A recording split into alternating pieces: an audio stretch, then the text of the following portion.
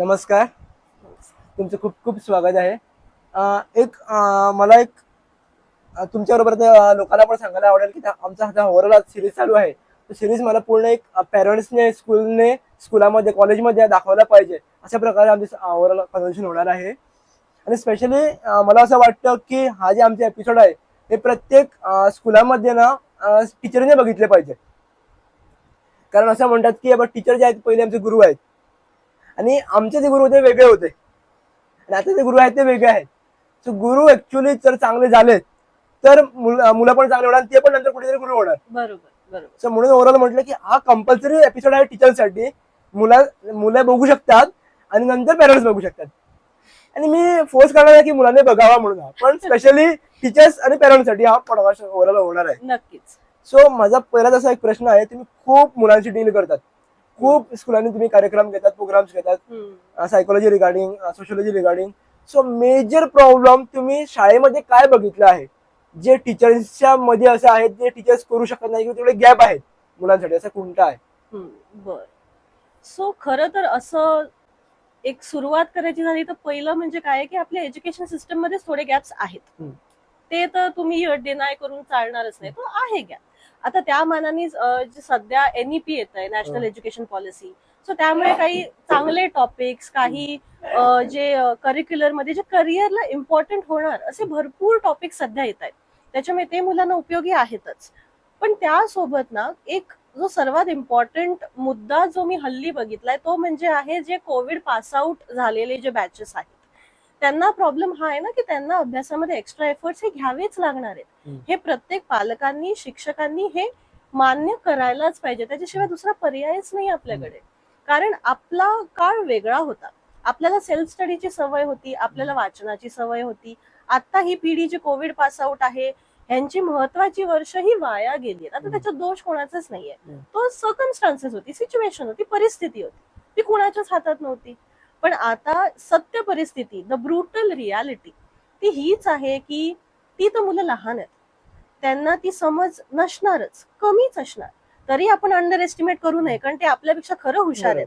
फक्त त्यांना डिरेक्शन द्यायची गरज आहे. ती डिरेक्शन कोण देऊ शकतं? आपण एक शिक्षक म्हणून, एक पालक म्हणून, शेजारी पाजारी कोणी जे वयाने मोठे आहेत, ज्यांना समज आहे, त्यांनीच ही जबाबदारी घेणं गरजेचं आहे की ह्या मुलांना फक्त डिरेक्शन द्या. त्यांना योग्य प्रश्न विचारता येतात, त्यांना ते ज्ञान घ्यायची पण एक आवड आहे, ती आपण म्हणतो ना ते आसुसले आहेत ज्ञानासाठी. पण फक्त त्यांना योग्य दिशा देणं, त्या दिशेने त्यांना त्या अभ्यासाकडे वळवणं हे गरजेचं आहे. पण ह्याच्या बरोबरच मी एक असं विचारेन तुम्हाला, आता मी असं पण ऐकलंय की जे यंग टीचर्स आहेत आमच्या वयाचे, माझ्या वयोगटाचे 25-26, ते असं आहेत की त्यांची पण तेवढी मॅच्युरिटी नाही आहेत. मी म्हणतो की माझी तेवढी मॅच्युरिटी झाली नाही, त्यांची पण कशी असणार? सो ते चांगले शिकवत नाही आहेत. सर बघ रे तू, आता मी कधी सेशन तेव्हा मला लोक सांगतात की तू सेशन घे रे, आमचे मॅथ्स टीचर चांगले नाही आहेत, इंग्लिश टीचर चांगले नाही आहेत, ते शिकवतात काय कळत नाही आहेत, असे खूप प्रश्न येतात. आणि एका शाळेमधून नाही, गोव्यातल्या विविध शाळेमधून. आणि याच्यासाठी मी मॅनेजमेंटला गव्हर्नमेंटला ब्लेम देत नाही. मला फक्त हे विचारायचं आहे की जे टीचर्स आहेत ते सारखे शिकवत नाही आहेत, त्यांच्याने काय करावं जेणेकरून मुलांना कळणार, काय एक्स्ट्रा एफर्ट्स घ्यावा लागणार. आम्हाला सोल्युशन ओरिएंटेड हा पॉडकास्ट करायचा आहे. बरोबर. फक्त प्रॉब्लेम नच बोलता किंवा सोल्युशन पण काय होणार. नक्कीच. बरोबर बरोबर. सो त्यासाठी ना आता शिक्षकांचं पण काय म्हणतो ना आपण मानसिक आरोग्य पण लक्षात घेणं अतिशय गरजेचं आहे. आता आपण म्हणतो की शिक्षक हा जो असतो समाजाचा एक गुरु असतो किंवा तो समाज घडवतो, ती अत्यंत खरी गोष्ट आहे. पण शिक्षकाचं पण एक मानसिक आरोग्य असतं. त्यालाही त्याच्या काही स्वतःच्या पर्सनल गरजा असतात, त्या त्याला फुलफिल कराव्या लागतात. त्यासाठी तो पूर्ण आयुष्य सॅक्रिफाईस, तर इट इज नॉट प्रॅक्टिकल, तो प्रॅक्टिकली ते नाही करू शकत. पण त्याचबरोबर एक आपण हा व्यवसाय निवडला आहे, आपण या प्रोफेशन मध्ये आलो आहोत, तर त्या शिक्षकालाही स्वतःला हे मान्य करावंच लागेल की थोड्याफार प्रमाणात सॅक्रिफाईस आपल्याला करावंच लागेल, त्याच्याशिवाय पर्याय नाही. कारण बिचारे त्या मुलांचा दोष नसतो. सो आपले कितीही पर्सनल फॉल्ट असल्या, तर माझं स्वतःचं उदाहरण द्यायचं झालं तर मी ज्या ज्या शाळांमध्ये ऍज अ काउन्सिलर म्हणून काम करते, एखादा दिवस असा असतो की जो माझा खराब असतो. सकाळपासून काही काही झालेलं असतं की त्याच्यामुळे मन थोडंसं कलुषित असतं किंवा नसतो मूड, पण तरीही एक switch on and of me ठेवते की त्या मुलांचा काही दोष नसतो. माझ्या आयुष्यात काहीतरी घडलंय किंवा माझा काहीतरी दिवस कोणीतरी खराब केलाय म्हणून मी त्यांचा पूर्ण दिवस नाही खराब करू शकत किंवा उगाच त्यांच्यावर चिडचिड केली किंवा माझ्या कामात कुठेतरी मी कतराई ठेवली ते मी नाही करू शकत. सो त्याच्यामुळे मी कुठेतरी तो एक स्विच ऑन अँड ऑफ ठेवते. प्रोफेशनलिझम ज्याला आपण एक सिंपल भाषेमध्ये म्हटलं, तिथे गेल्यावर मी जी मानसी जे माझं पर्सनल आहे ते सगळं विसरून जाते. काय बाबा आपला कुणाशी वाद झाला, बसमध्ये कुणाशी वाद झाला, काही झालं, मी सगळं लांब ठेवते. आणि ती जी मुलं आहे जे निरागसतेने माझ्याकडे बघतायत, आशेने बघतायत की आज त्यांना मी काही नवीन सांगणार आहे, आज आपण काहीतरी मस्त मानसोपचाराचं शिकणार आहोत, तर they are looking forward to this. So I can let them down. मी कायम हेच करते की ऍज अ शिक्षक I cannot let my students down. They are looking up to me with hope. So मी त्यांच्या आशेचा तो काय म्हणतो ना आपण, तो भंग मी नाही करू शकत. त्याच्यामुळे मी स्वतः मेहनत घेते. मग त्यासाठी मी काय करते, ऍज अ शिक्षिका किंवा ऍज अ काउन्सिलर म्हणून मी स्वतःच्या मेंटल हेल्थवर आधी काम करते. दुसऱ्यांना उपदेश करायच्या आधी स्वतःवर काम आधी करायचं. नाहीतर ती आपली मराठीत म्हण आहेच की उगीच काहीतरी वायफळ बोलणं पण त्याचं स्वतःवर काहीच ऍप्लिकेशन न करणं, त्याला काहीच अर्थ नाहीये. सो त्याच्यामुळे आधी स्वतःची काळजी घ्यायची, स्वतःचं जे लाईफस्टाईल वर्क लाईफ बॅलन्स आहे त्याच्याकडे लक्ष द्यायचं. म्हणजे आपली जी कामाची प्रोडक्टिव्हिटी असते ती तितकीच सुधारते. कारण दुसरीकडे एक वेळ ठीक आहे चालतं, पण एक शिक्षकाच्या प्रोफेशन मध्ये तुमच्यावर मुलांच्या ती जबाबदारी आहे, त्या निरागस मनाच्या भविष्याची जबाबदारी आहे, which is very very important. ती तुम्हाला अशी अजिबात टेकन फॉर ग्रांटेड घेऊन चालणारच नाहीये. मग तिथे you have no option for mistakes, तुम्हाला चुका नाही करून चालणार. सो अशा पद्धतीने प्रत्येक शिक्षकांनी पण जरा कॉन्शियस राहणं गरजेचं आहे. आणखी एक असं एक मला वाटतं, तुम्ही मला करेक्ट करा इफ समज मी रॉंग बोलते तर, की एखादा असं होतं की आम्ही मुलांशी फ्रेंडली एन्व्हायरमेंट ठेवत नाही आहे. आताची मुलं अशी आहेत की तू ऑर्डर देऊ नको मला. मी पण खूप बघितलंय असं, म्हणजे प्रॅक्टिकल आहे. जे वडगाच्या रिगार्डिंग असू दे किंवा स्कूल सेशन मध्ये तेव्हा असू दे, तेव्हा मुलांना मी असं सहज सांगतो, असं कधी सांगत नाही की तू हे कर. मी म्हणतो की आम्ही हे कसं करू शकतो, आम्ही कसं करूया. आणि प्रत्येकाचं हे वेगळं वेगळं असतं. मी बघितलंय जेव्हा मी फॉर्म फिलअप करतो किंवा कुठलं पण करतो, थोडे जण फास्ट लिहितात, थोडे थोडे दाखवून करतात काय असेल ते, थोड्या जण विचारून करतात. तर प्रत्येकाला वेगळं वेगळं काय काय सांगावं लागतं.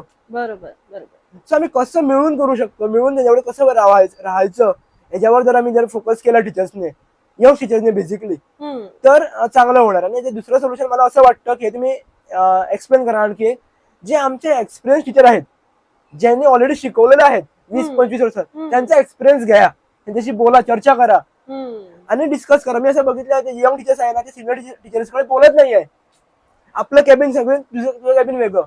आणि आमच्या वेळी असं व्हायचं की सगळे टीचर मिसळून राहायचे, बोलायचे का मगाशी तुझ्या क्लासमध्ये हे झालं ते झालं, आम्ही ऐकायचं मध्ये जाऊन, तेव्हा कळायचं. आता ते होत नाहीये. प्रत्येक जण इंटरव्हलला फक्त मोबाईल घेऊन टीचर सुद्धा बसतात. आता मला मिळालं 4 तासानंतर असं.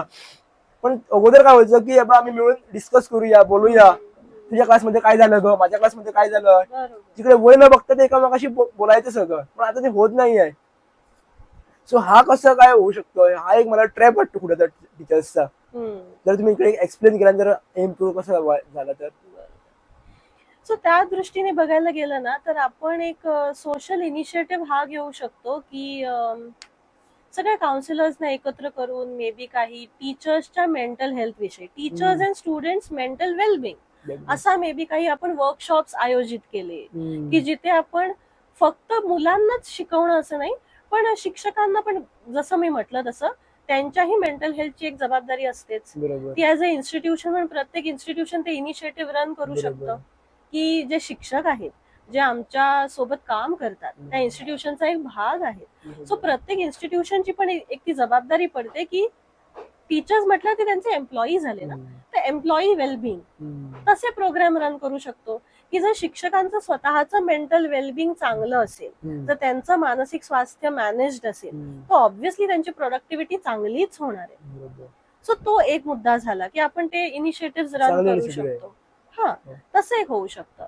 आणि दुसरं कलेक्टिव्ह पण होऊ शकतं की म्हणजे एक असं ओपन एन्व्हायरमेंट ठेवायचं, like a open circle discussion or something, जिथे स्टुडंट्स विदाउट एनी इनहिबिशन, काहीही अजिबात ज्याला आपण म्हणतो ना काहीही डाऊट न बाळगता ते स्वतःहून त्या शिक्षकांना त्यांचाच फीडबॅक देऊ शकता की मॅम तुम्ही हे जे आम्हाला शिकवताय मला ह्यातलं हे कळतंय पण मला ह्या पद्धतीने समजत नाहीये, तर आपण कुठल्या पद्धतीने तो बदल करू शकतो रोजच्या शिक्षण पद्धतीत. कारण प्रत्येक शिक्षकाची अथवा शिक्षिकेची शिकवायची एक पद्धत असते. बरोबर. काही जण वाचून शिकवतात, काही जण हसत खेळत शिकवतात, काही जण फारच थिअरिटिकली शिकवतात. प्रत्येकाची एक पद्धत आहे जी योग्य आहे त्यांच्या त्यांच्या पद्धतीने. Because at the end of the day they are giving education to the students. So that is correct. But आता झालंय असं की प्रत्येक लहान मुलाची जी मनाची चावी आहे ना ती वेगवेगळी आहे. प्रत्येकाचं मन वेगवेगळं आहे. आपण सगळ्यांना वर्गातल्या 50 मुलांना एकाच नजरेने नाही पाहू शकत. कितीतरी मुलांना टफ लव्ह चालतं. टफ लव्ह म्हणजे की त्याला थोडस ओरडून त्याला थोडस असं दामटून वगैरेच तो अभ्यास किंवा ते काम करून घ्यावं लागतं, अन्यथा त्याच्याने ते होणार नाही. पण काही मुलं असतात ज्यांना जर तुम्ही तसंच प्रकारे ट्रीट केलं की त्यांना ओरडलात किंवा 4 लोकांसमोर काही बोललात तर ते फार सेन्सिटिव्ह असतात, ते मनाला लावून घेतात, मग त्यांच्या मेंटल हेल्थचा खूप मोठा परिणाम होतो. सो हे होऊ न देता यासाठी शिक्षकांनाच आपण ट्रेन करू शकतो, त्यांना ट्रेनिंग प्रोग्राम मेंटल हेल्थ साठी देऊ शकतो. नाही तर otherwise they are well train in their own professions, we have no doubt on this. पण मेंटल हेल्थ हा जो मुद्दा आलाय, जो सुदैवाने आता फायनली अवेअरनेस आले सोसायटीमध्ये, कारण हे प्रॉब्लेम फार पूर्वीपासून होते. बरोबर. पण अगोदर काय अवेअरनेस नाही, काही चर्चा नाही. अरे तुला जरा लो वाटतंय का, अरे जाऊन जरा गवतावर चाल बरं वाटेल, किंवा जरा 4 गाणी आहे तुला बरं वाटेल, हे असं चालू होतं. पण आपल्याला काय माहिती कितीतरी जण आतल्या सफर तेव्हाही व्हायची, आताही होतात, पण आता त्या विषयाला शेवटी वाचा फुटली. सो ही आपली आता जबाबदारी आहे की आपण ट्रेनिंग घेऊ शकतो. ठीक आहे, आपल्याला काही गोष्टी नाही माहिती, नो प्रॉब्लेम, आपण ट्रेन होऊन मुलांना त्या पद्धतीने ट्रीट करूया की ज्याने तेही सुखी राहतील, व्यवस्थित शिकतील आणि आपल्याला शिकवण्याचं समाधान मिळेल की बाबा मी जे शिकवते अथवा शिकवतोय ते त्या मुलांपर्यंत पोहोचतंय. त्यांचा चांगला फीडबॅक किंवा त्या मुलांच्या चेहऱ्यावरचं हास्य हेच एका शिक्षिकेसाठी किंवा शिक्षकासाठी सर्वात मोठी कॉम्प्लिमेंट असते असं मला वाटतं. Even more than the salary. आता being practical salary is important, but overall बघायला गेलं तर as a teacher contentment is more important, कारण ते एका पिढीची जबाबदारी आपल्यावर आहे.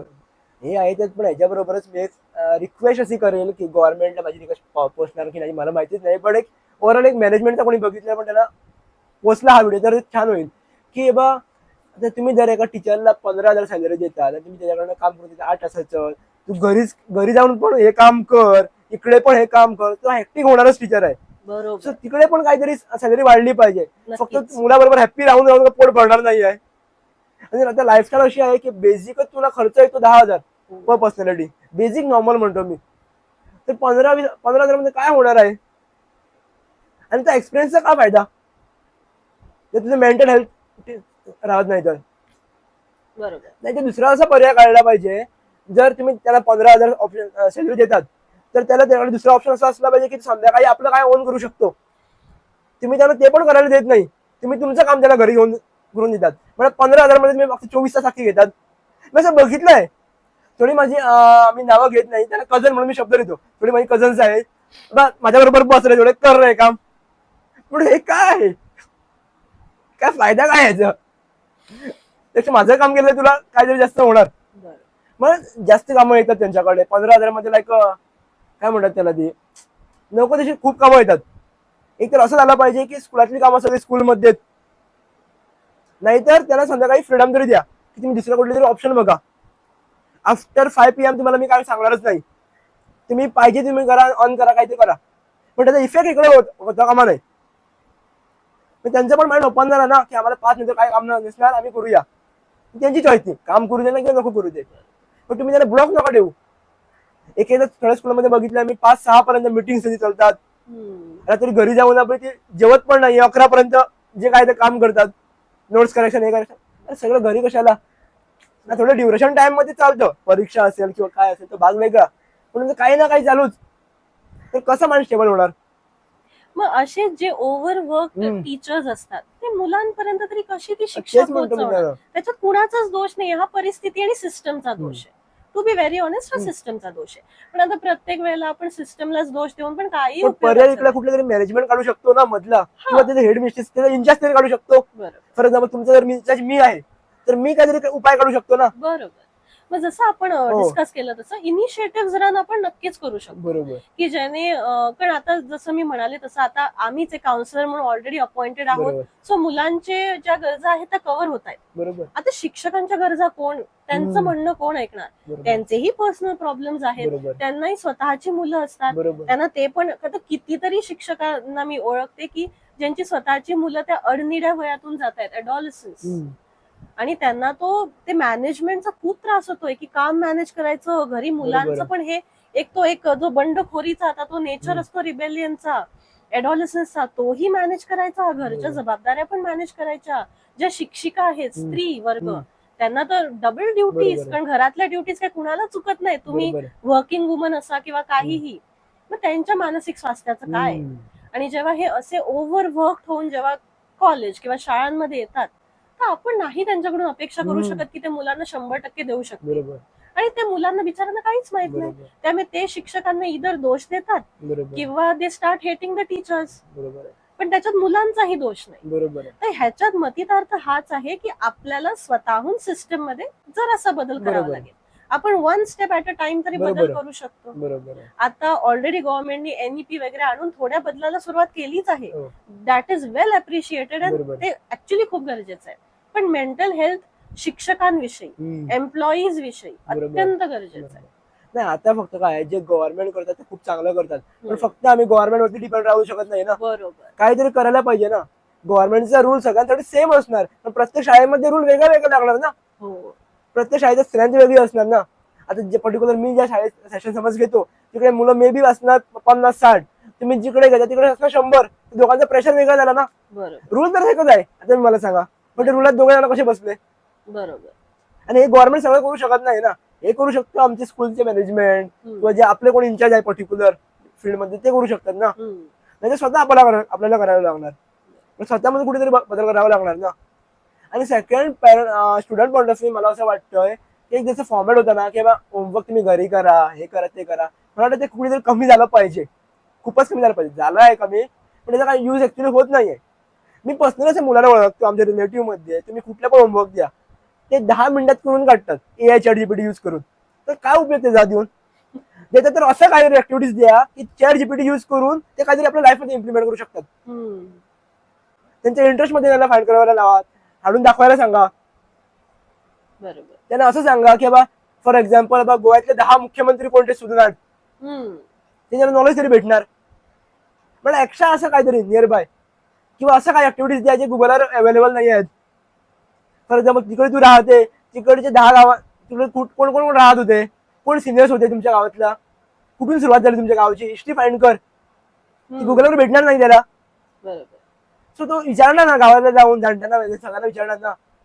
सो त्याची कम्युनिकेशन स्किल तिकडे बिल्ड होणार. बरोबर. असं त्याला होमवर्क काहीतरी द्या. तुम्ही आता होमवर्क असं देतात जे सगळे ChatGPT वर अवेलेबल आहेत, म्हणून मुलं अट्रॅक्ट होणारच मोबाईलवरती. आणि एकदा मोबाईल हातीवर घेतला की ऍप दुसरा ऍप नोटिफिकेशन करून ते ऑटोमॅटिक जातात. त्याला काय पर्याय नाही. एखादा मी थांबू शकत नाही मला, तर मुलं काय थांबवणार? हे फॅक्ट आहे. ते छान टेम्पटेशन आहे ना की आपलं काम सहज होत आहे, का मेहनत घ्या. पण ह्याच्यात दुसरा मुद्दा हा आहे ना की आता AI ची मजा ही आहे, तुम्ही जर ChatGPT ओपन करून काहीही विचारलं ना तरी तो तुम्हाला कुठूनही ते उत्तर शोधून देणार. अगदी तुमच्या गावचा इतिहासही ChatGPT सांगू शकतो. सो त्याच्यामध्ये एक साधारण आपण असं गोष्ट करू शकतो ना की आपण मुलांना हे नाही सांगू शकत की तू AI वापरू नकोस, तू ChatGPT वापरू नकोस, तू सोशल मीडिया वापरू शकू नकोस. ते आपल्या हातातच नाहीये, ते वापरणारच आहे. आपण ते रोखू शकत नाही. त्या जनरेशनचा तो व्यवहार आहे, तो आपण थांबवू शकत नाही. मग आपण काय वेगळं करू शकतो की आपण ऍक्टिव्हिटीज अशा निर्माण करायच्या की ज्याच्यामध्ये AI चा चांगला उपयोग केला जाईल, चांगल्या दृष्टीने, अशा प्रकारे की त्यांच्या मेंदूला AI सोबत चालना मिळेल. नाही तर होतं काय, आपण AI चा वापर करतो पण आपला मेंदू बंद होतो, त्याला चालनाच नाही दिली तर थोड्या दिवसांनी तो कामच करायचं बंद करतो.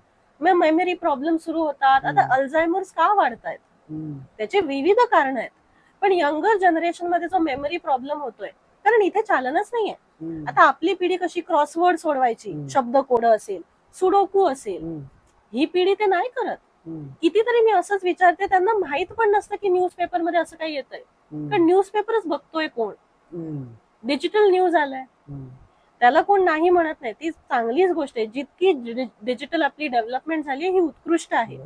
पण आता जे यंग जनरेशन आहे, ज्यांना त्याच्याविषयी समज कमी आहे, चांगल्या वाईटाची समज कमी आहे, ती आता आपली ऍज अ अडल्ट म्हणून जबाबदारी पडते. पालक असो, शिक्षक असो, मित्र असो, कोणी, अगदी घरातले मोठे बहीण भाऊ सुद्धा, तर ती त्यांची जबाबदारी पडते की आता ती चांगल्या वाईटाची समज त्यांना सांगावी की एआयचा वापर तू कर, बिंदास कर, पण इन सच अ वे कर, किंवा ऍक्टिव्हिटीज त्यांच्या पुढ्यात अशी ठेव की ज्याने त्यांच्या मेंदूलाही तितकीच चालना मिळेल एआय वापरून सुद्धा.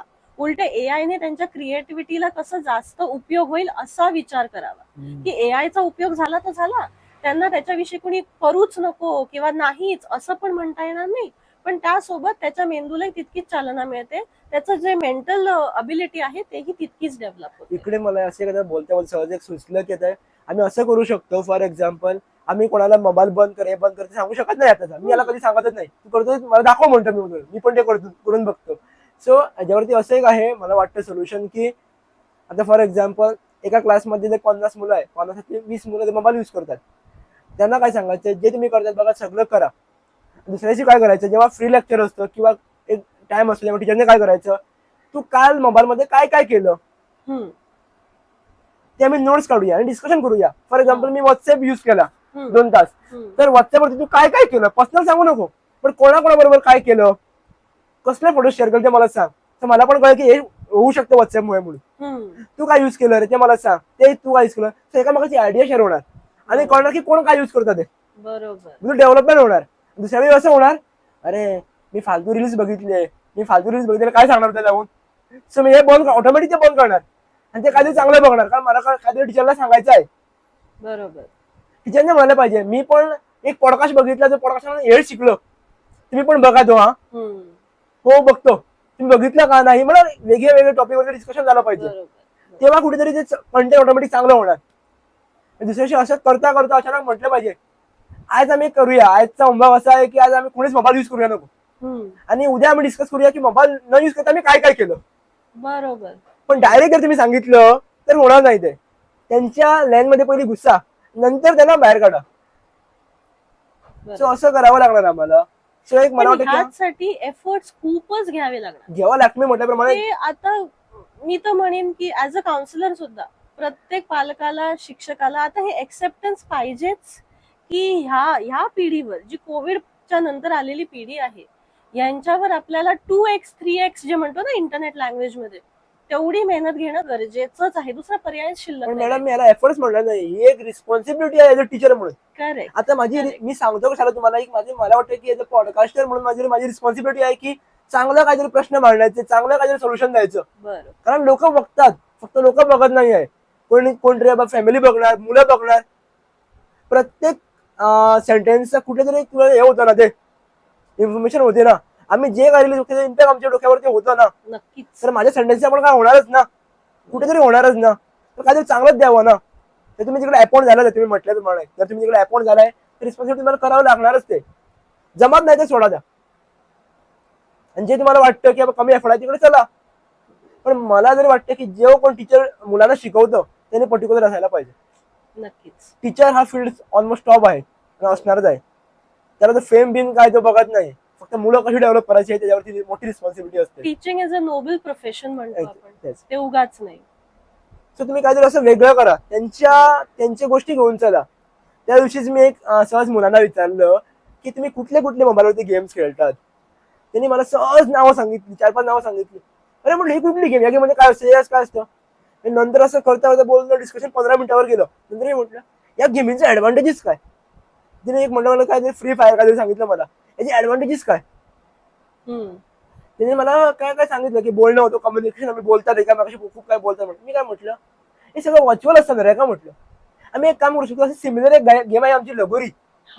बरोबर. त्याच्यावरती आम्ही पॅच करून बॉल मारतो म्हटलं, एकामेकाशी गाया घालतो, बोलतो म्हटलं, मारतो म्हटलं एकामेकांना. काय तुला कधी कधी म्हणजे कोणाकोणाचं रक्त पण येतात. मला अशी गेम आहे ती म्हटले, फ्री फायर ऍक्च्युअल म्हटले आहेत. बघत नाही म्हटले कोणाला, फाईट करणं हे करणं. आणि गेम झाली की म्हणजे सगळ्यांना घेऊन बरोबर जातो घरी, परत येऊन बरोबर खेळायचं. आणि इनकेस जर कोण डॅमेज झाला तिकडे, इनकेस जर झाला तर त्याला घेऊन बरोबर हॉस्पिटलमध्ये जायचं. ऍक्च्युली आम्ही गेम खेळत होतो म्हटलं, तुम्ही खेळतात काय विचारलं असं त्यांना. पण सर अशी पण गेम होती, हाच तर मुद्दा आहे. म्हटलं प्रॅक्टिकली आमची एवढी ऍक्टिव्हिटीज व्हायची ना, तेव्हा आम्हाला वाटायचं की कराटेला जा, झुंबाला जा. पण इकडे आमची एवढी एक्सरसाइज व्हायची काय सांगू नको, सगळं त्याच्यामुळे व्हायचं. आता मुलांना सेपरेट देतात बघा, तू फ्लेक्सिबल साठी हे करते का, गरज नव्हती आम्हाला. आमचं खेळत असे होते लगोरी की असेल, आबाधुबी असेल, कितीतरी जुने हो. खेळ होते, अगदी जुने छान खेळ होते. अजून थोडी मुलं खेळतात, नाही म्हणत नाही मी, हो. पण जो खेळ होता, मजा होती ना ती बरोबर. त्याला मी विचारले की तुला हे आहे मजा का, विचारले आहे तर मला पण सांगा, मी पण येतो. कारण आता त्याला मी हे पण सांगितलं की माझ्याबरोबर खेळायला तर लगोरी कोण नाही आहे म्हणून सांगितलं, मी काय करू. आणि मला हे कळत नाही तुमची गेमी, एक तर तुम्ही माझ्याबरोबर लगोरी खेळा, नाहीतर मला हे शिकवा. बरोबर. सर आम्ही तुमच्या बरोबर खेळायला येतो.